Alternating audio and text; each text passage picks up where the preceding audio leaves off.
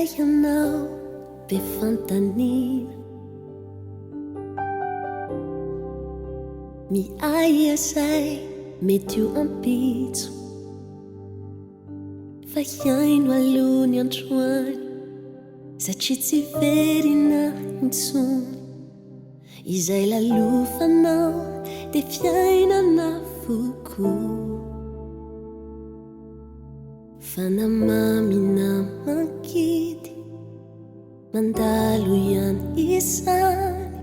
fa sambatra ianao mbola matsiaro tena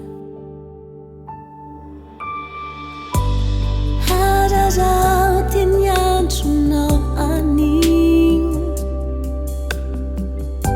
fa tsy hainao zay hoavoky ny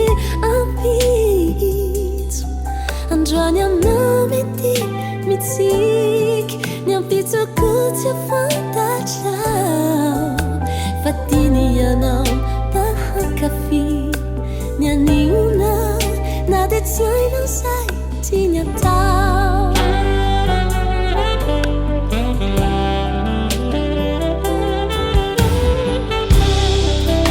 ndraindray toko to tsy haintsony to tsara feo to ratsindray fa raha mety ianao zay tsara loha ifantoanao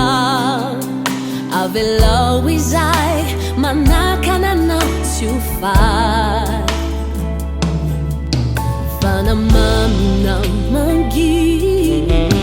mandalo ihany izany fa sambatra ianao mbola matsiaro te